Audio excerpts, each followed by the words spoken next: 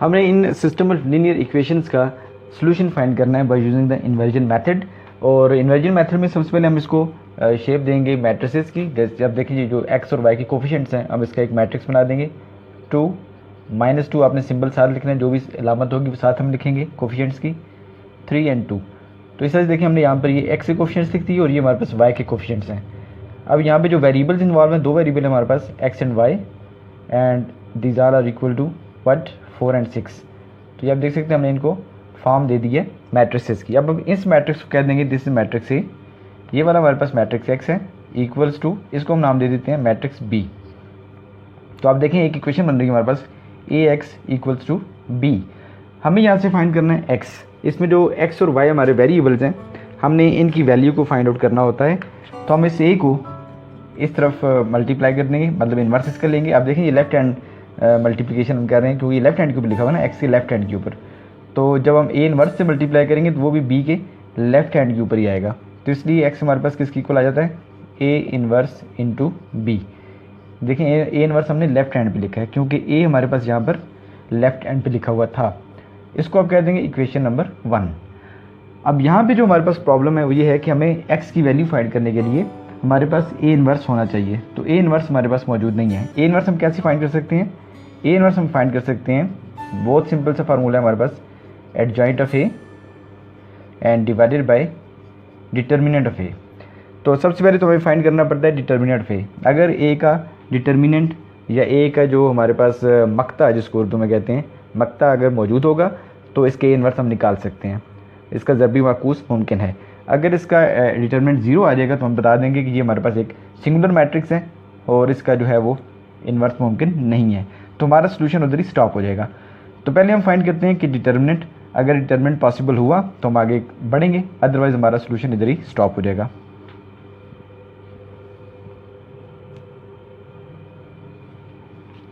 ये हमारे पास किसकी इक्वल है, 2 -2 3 और 2। तो हम इसका फाइंड कर लेते हैं डिटर्मिनेंट। तो पहले आप इसको मॉड में लिखेंगे आप ऐसे 2 -2 3 और 2। डिटर्मिनेंट कैसे फाइंड होता है, पहले आपने डायगोनल एलिमेंट्स को मल्टीप्लाई करना है, यानी कि डायगोनल एलिमेंट्स कौन है हमारे पास 2 और 2। सो 2 × 2, माइनस का साइन बीच में आएगा, ये फार्मूले का माइनस है। अब आपने सेमी डायगोनल्स को आपस में मल्टीप्लाई करना है, 3 × -2। तो ये हमारे पास आ रहा है 4, माइनस माइनस प्लस हो जाएगा, 3 2 6। तो this is 10, 10 is not equal to 0। तो हमारे पास मैट्रिक्स ए जो है this is non singular matrix, और नॉन सिंगुलर मैट्रिक्स जो होते हैं इनका आगे इन्वर्स पॉसिबल होता है। दूसरी चीज़ हम यहाँ से क्या फाइंड करेंगे, एडजॉइंट। सो एडजॉइंट ऑफ ए हम फाइंड करते हैं। तो एडजॉइंट ऑफ ए निकालने का मेथड बहुत ही आसान है। आपने डायगोनल एलिमेंट्स को आपस में रिप्लेस कर देना है। These are the diagonal elements 2 और 2। तो हम इनकी आपस में रिप्लेसमेंट कर देंगे। 2 यहाँ पे, ये दोनों सेम ही एलिमेंट्स हैं तो कोई फ़र्क नहीं पड़ेगा। और जो सेमी डायगोनल एलिमेंट्स हैं जैसे -2 और 3, इनकी हम अलामतें चेंज करते हैं। तो -2 will become +2 and 3 will become -3। तो देखें इस तरीके के साथ हमने इस मैट्रिक्स का एडजॉइंट ले लिया है।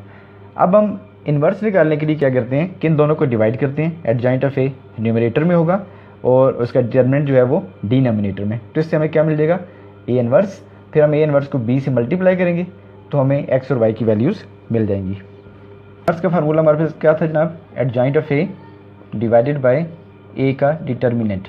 अब ए का डिटर्मिनेंट हमने फाइंड किया था 10, तो ये आ जाएगा 1/10। 1/10 को आप सेपरेट करके लिख लें और यहाँ पे आप इसका जो ये हमारे पास एडजॉइंट ऑफ ए है इसको हम यहाँ लिख देंगे 2 2 -3 और 2। तो ये देखिए इस तरीके के साथ ये हमारे पास क्या आ चुका है, ए इन्वर्स। अब हमें क्योंकि फाइंड करना था एक्स, तो एक्स इसकी इक्वल है, X equals to A inverse into B. तो इसलिए हम इस वैल्यू को पुट कर देंगे इस इक्वेशन नंबर 1 में। तो एक्स हमारे पास आ जाएगा ए इन्वर्स, ये हमने लिख दिया ए इन्वर्स 1/10 एंड 2 2 -3 और 2 और multiply by B. And B matrix हमारे पास क्या था जी 4 और 6। इसको हम करेंगे आपस में मल्टीप्लाई, तो उससे हमें एक्स जो मैट्रिक्स है जिसके ये देखें एक्स और वाई जो क्या नॉन है हमारे पास, वो हमें बहुत आसानी से मिल सकते हैं। तो एक्स की जगह भी मैं एक्स और वाई ये मैट्रिक्स भी लिख सकता हूँ ना इस तरह से। अब हम इसको करते हैं जी मल्टीप्लाई। देखें 2 मल्टीप्लाई कैसे करते हैं, ये रो और ये कॉलम। सो 2 4 = 8 +2 6 = 12। अब आप दूसरी रो पे आ जाएं, -3 4 = -12 +2 6 = 12। तो आप देख सकते हैं कि ये बहुत सिंपल सा मैट्रिक्स हमारे पास आ रहा है। This is 1/10 8 + 12 this is 20 and this is 0। और लास्ट में हम जो है इनको आपस में डिवाइड कर लेते हैं। अब जो हमारे पास लास्ट में उससे हमें क्या होगा, एक्स और वाई का आंसर मिल सकता है।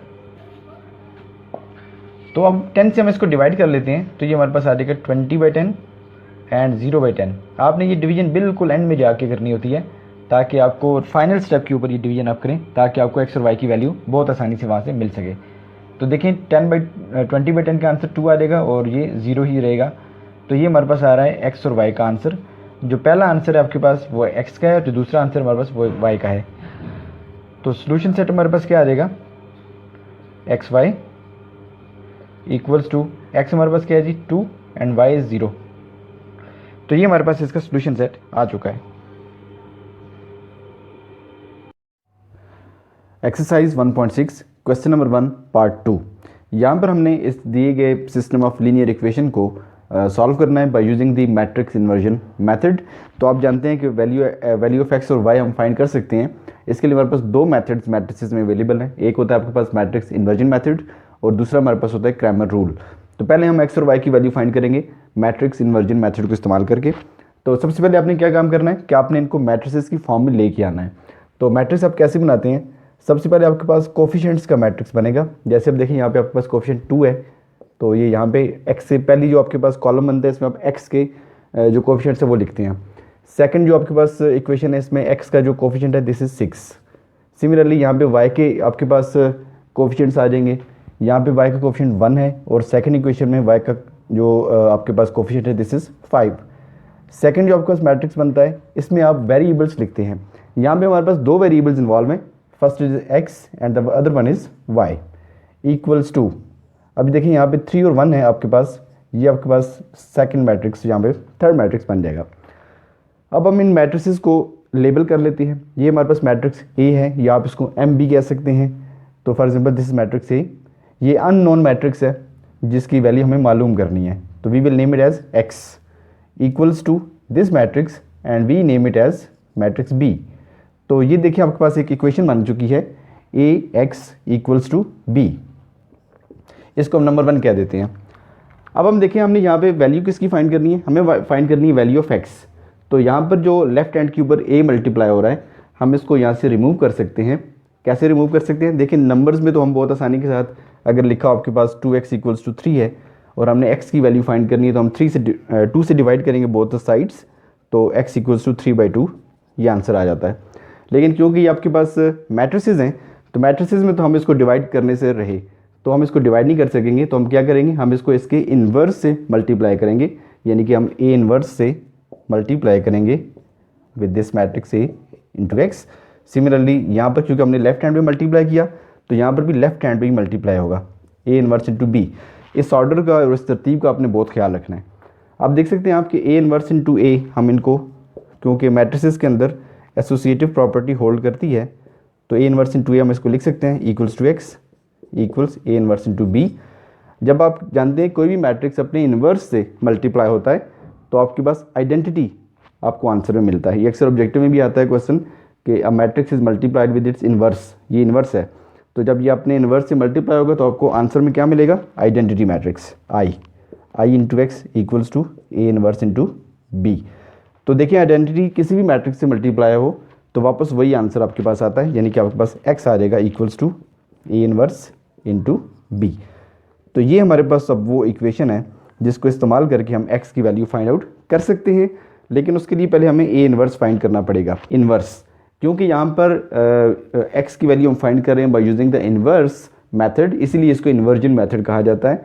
इन्वर्स निकालने के लिए आपके पास आप जानते हैं कि we can find out inverse with the help of this formula adjoint of the matrix A divided by its determinant. तो जब आपके पास डिटर्मिनेंट आ जाएगा और उस एडजॉइंट आपको हासिल हो जाएगा तो फिर हम उसको यहाँ पे पुट करके b से मल्टीप्लाई करेंगे तो हमें x की वैल्यू मिल सकती है। तो सबसे पहले फाइंड आपने क्या करना है, ए इन्वर्स को निकालने के लिए आप सबसे पहले उसका डिटर्मिनेंट फाइंड करते हैं। अगर आपके पास उसका डिटर्मिनेंट 0 आ जाता है तो हमारा सोल्यूशन इधर ही रुक जाएगा और हम बताएंगे कि it has no solution set. लेकिन अगर इसका डिटर्मिनेंट 0 नहीं आता तो फिर हम आगे मूव करते हैं। तो देखें डिटर्मिनेंट फाइंड करने के लिए आप क्या करते हैं, इस मैट्रिक्स को, ये आपके पास है 2 1 6 5, इसको आप लिखेंगे लाइक दिस। और आप जानते हैं कि डिटरमिनेंट आप कैसे फाइंड करते हैं, ये आपके पास जो डायगोनल एलिमेंट्स हैं आप इनको आपस में मल्टीप्लाई करेंगे, 2 मल्टीप्लाई बाय 5 और बीच में माइनस का साइन आएगा। उसके बाद जो सेमी डायगोनल एलिमेंट्स हैं यानी कि 6 मल्टीप्लाई बाय 1, तो क्या आंसर आ रहा है 10 माइनस 6, इट्स आंसर इज़ 4 और 4 इज़ नॉट इक्वल टू 0। इसका क्या मतलब हुआ कि ये हमारे पास एक नॉन सिंगुलर मैट्रिक्स है, ये सिंगुलर मैट्रिक्स नहीं है बल्कि नॉन सिंगुलर है और इसका जो सोल्यूशन सेट है वो एग्जिस्ट करेगा। तो हमने यहाँ से इसका डिटरमिनेंट फाइंड कर लिया। अब हम एडजॉइंट फाइंड करते हैं। तो एडजॉइंट ऑफ द मैट्रिक्स ए कैसे फाइंड होगा जी? तो एडजॉइंट को फाइंड करना इट्स नॉट वेरी डिफिकल्ट। आप जानते हैं कि मैट्रिक्स ए था हमारे पास 2 1 6 5। तो इसमें जब आप एडजॉइंट फाइंड करते हैं तो आप जो डायगोनल के एलिमेंट्स हैं इनकी जगह तब्दील कर देते हैं, ठीक है, यू रिप्लेस देम, यानी कि 5 ऊपर चला जाएगा और 2 नीचे आ जाएगा। So you will have 5 and 2। ये किसके साथ होगा? डायगोनल के एलिमेंट्स के साथ।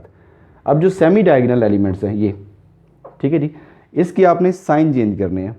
तो सेमी डायगोनल एलिमेंट्स यहाँ पे माइनस आ जाएगा और यहाँ पर भी माइनस आ जाएगा, यानी कि -1 एंड -6। ये हमारे पास आ गया एडजॉइंट। अब जब हम इन दोनों को आपस में डिवाइड करेंगे, ये देख सकते हैं आप, इन्वर्स हमारे पास क्या था? एडजॉइंट ऑफ ए और ए मॉड। तो जब ये आपस में डिवाइड होंगे तो हमें इन्वर्स मिल जाएगा और इस इन्वर्स को फिर हम पुट करेंगे इन इक्वेशन नंबर 2। तो अब हम यहाँ से इसका इन्वर्स फाइंड कर सकते हैं। ए इन्वर्स हमारे पास क्या होगा? A inverse equals to adjoint of A. Adjoint of A आप जानते हैं, आपके सामने लिखा हुआ है, this is 5 -1 -6 and 2 and divided by हमारे पास क्या आ जाएगा? 4। तो आप इसको नीचे भी डिवाइड कर सकते हैं या आप यहाँ पर भी लिखते हैं अगर 1/4, इट्स ऑल राइट। आप 1/4 के साथ यहाँ पे बायर भी लिख सकते हैं।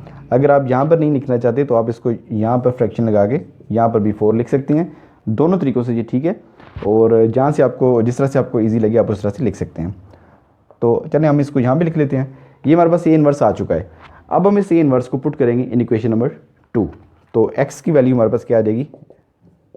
1/4। ए इन्वर्स की जगह हमने ये सारी वैल्यू पुट कर दी, दिस इज़ 1/4 यानी कि 1 बाई डिटर्मिनेंट, और साथ ये उसका जो एडजॉइंट है 5 -1 -6 एंड 2, और यहाँ पे आ जाएगा matrix B. Matrix B is 3 and 1। अब हम इनको करेंगे मल्टीप्लाई। आपने 4 से डिवाइड बिल्कुल एंड में करना है, ठीक है, ताकि अगर आप अभी इसको डिवाइड कर लेंगे तो फिर आपको सॉल्व करने में थोड़ा सा प्रॉब्लम होगा। तो आप इसको बिल्कुल आखिर में इसको मल्टीप्लाई डिवाइड करिएगा। तो सबसे पहले हम फर्स्ट रो और फर्स्ट कॉलम को मल्टीप्लाई करेंगे। ये हमारे पास फर्स्ट रो है and this is our first column. तो 5 मल्टीप्लाई होगा 3 के साथ, 5 × 3 दिस इज़ 15। देन बीच में प्लस का साइन आता है, लेकिन क्योंकि ये वाला हमारा जो सेकंड एलिमेंट है ये माइनस है तो यहाँ पे माइनस आ जाएगा, -1। Now you will come to the second row. Second row हमारे पास है -6 2। सो -6 × 3 दिस इज़ -18 और प्लस साइन है के बीच में, 2 × 1 दिस इज़ 2। तो आप देख सकते हैं कि इसका आंसर हमारे पास क्या आ रहा है? 1/4।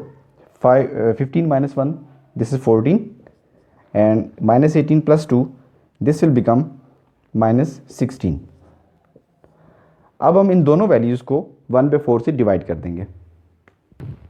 यहाँ पर हम अब इन दोनों वैल्यूज़ को 1/4 से 4 से नीचे डिवाइड कर लेते हैं। सेकेंडली आप जानते हैं जो हमारे पास एक्स मैट्रिक्स है, एक्स मैट्रिक्स हमारे पास क्या था? X and Y. हम इसको भी यहाँ पुट कर लेते हैं कि matrix X was X and Y, और सिमिलरली हम यहाँ पे इसको डिवाइडेड बाय -16/4। बिल्कुल देखिए लास्ट स्टेप में हमने इसको डिवाइड किया और इसका हमें फ़ायदा क्या होगा कि हमें ज़्यादा कोई कॉम्प्लिकेशन नहीं रही हैं और we can get the answer.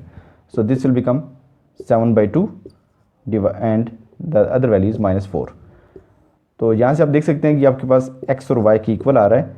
तो फर्स्ट जो आपके पास वैल्यू है this is value for x and the second value is this is value for y। तो इस तरह से हमने जो सोल्यूशन सेट है ये हमने यहाँ से we have gotten here, this is 7/2 and this is -4। ये देखिए आप, क्योंकि दो डिफरेंट वैल्यूज़ हैं, डिफरेंट वेरिएबल्स हैं, एक x है और एक y है, इसलिए आपने यहाँ पे पैरेंथेसिस या छोटी ब्रैकेट लाजमन लगानी है। अगर आपने छोटी ब्रैकेट ना लगाई इसका क्या मतलब होगा कि ये दोनों आंसर एक वेरिएबल के हैं, चाहे वो x है, चाहे वो y है, चाहे वो z है, लेकिन दो वेरिएबल्स की नहीं है। लेकिन क्योंकि यहाँ पे दो वेरिएबल्स इन्वॉल्व हैं x और y, तो इसलिए आपने यहाँ पे छोटी ब्रैकेट लगानी है और पहली वैल्यू फिर कॉमा सेकंड वैल्यू। अगर यहाँ पे तीसरा वेरिएबल z होता फिर हम कॉमा लिख कर तीसरी वैल्यू भी यहाँ पर लिख देते। तो पैरेंथेसिस का मतलब ये होता है कि आपके पास जो अंदर लिखी हुई दो वैल्यूज़ हैं ये दो डिफरेंट वेरिएबल्स की वैल्यूज़ हैं। पहली वैल्यू x की है और दूसरी वैल्यू y की है।